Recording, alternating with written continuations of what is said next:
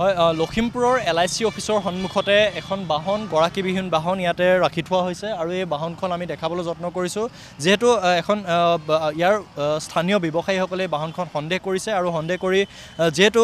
যোৱা বছৰ 15 আগষ্টৰ দিনাই স্বাধীনতা দিৱসৰ দিনাই তিনিটাকৈ স্থানত বোমা উদ্ধাৰ হৈছিল আৰু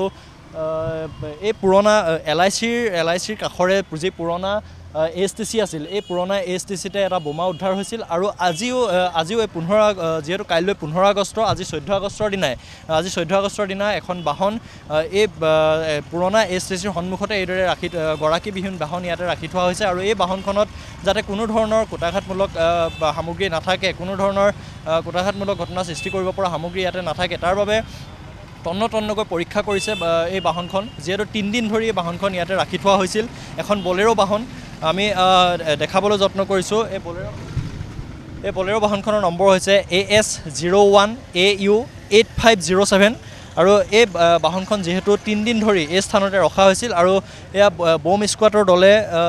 এইদৰে তন্নকৈ পৰীক্ষা কৰিছে আমি সমগ্ৰ পৰিৱেশ দেখাবলৈ যত্ন কৰিছোঁ যেহেতু LIC অফিচৰ সন্মুখতে প্ৰায় 3 দিন ধৰি এইদৰে এই বাহনখন এইদৰে ইয়াতে ৰখাই থোৱা হৈছে যেহেতু বাহনখনৰ কোনো গৰাকী ওলোৱা নাই কোনো বাহনখনৰ গৰাকীয়ে ওচৰৰ ব্যৱসায়ীসকলকো কোনো জনোৱা নাই সেইবাবে তেওঁলোকে সন্দেহ কৰি আৰক্ষীক খবৰ দিয়ে আৰু আৰক্ষীক খবৰ দিয়াৰ পিছতে এতিয়া বম স্কোৱাড এই স্থানত উপস্থিত হৈছে আৰু এই বাহনখন তন্নকৈ পৰীক্ষা কৰিছে আসলতে গাড়ীখন পৰিত্যক্ত অৱস্থাত আছে আৰু এই গাড়ীখন প্ৰায় তিনি দিনে হ'ল ইয়াৰ গৰাকী কোন এতিয়ালৈকে সেইটো বিষয়টো লোৱা নাই এই ক্ষেত্ৰত দেখা যায় যে যোৱা বিগত বছৰটোতো আমাৰ সন্মুখতে যিটো STC ৱৰ্কশ্বপ তাতো বোমৰ যি পৰিঘটনাৰ হেৰি হৈছিল আশংকা কৰা হৈছে যাতে ইয়াতো তেনেধৰণৰ বিক্ষিপ্ত ঘটনা নঘটক সেয়া ইয়াৰ স্থানীয়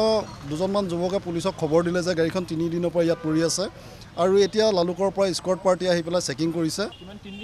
3 দিন হ'ল হয় তেনেধৰণৰ একো জানিব পৰা হোৱা নাই তেওঁলোকে পুনৰবাৰ পৰীক্ষা কৰা আমি পৰিলক্ষিত হৈছে আমি সমগ্ৰ পৰিৱেশ দেখা যাবলৈ যত্ন কৰিছোঁ যিহেতু তেওঁলোকে সন্দেহযুক্ত এই বাহনখন তন্নকৈ তেওঁলোকে পৰীক্ষা কৰি আছে AS07AU 8507 নম্বৰৰ এই বাহনখন কিছু পৰিতপ্ত অৱস্থাত থকা এই বাহনখন তেওঁলোকে এইদৰে পৰীক্ষা কৰি থকা পৰিলক্ষিত হৈছে যিহেতু যোৱাবাৰ স্বাধীনতা দিৱসৰ দিনা 3 ঠাইত বোমা উদ্ধাৰ হৈছিল আৰু তাকে লৈ আৰক্ষীয়েও এতিয়া সন্দেহ প্ৰকাশ কৰি এই বাহনখন তন্নকৈ পৰীক্ষা কৰিছে যাতে কোনো ধৰণৰ কুটাঘাতমূলক কাৰ্য এই চহৰখনৰ মাজমজিয়াত সংঘটিত নহয় তাৰ বাবে তেওঁলোকে পৰীক্ষা কৰা পৰিলক্ষিত হৈছে আমি সমগ্ৰ পৰিৱেশ দেখাবলৈ যত্ন কৰিছোঁ লখিমপুৰ টুডে দৰ্শকসকলক যদি বাহনখনৰ কোনো গৰাকী ওলায় তেতিয়া এই বাহনখন ইয়াৰ পৰা আৰক্ষী থানাৰ পৰা লৈ যাবলৈও তেওঁলোকে আহ্বান জনাইছে আৰু আমি সমগ্ৰ পৰিৱেশ দেখা যাবলৈ যত্ন কৰিছোঁ।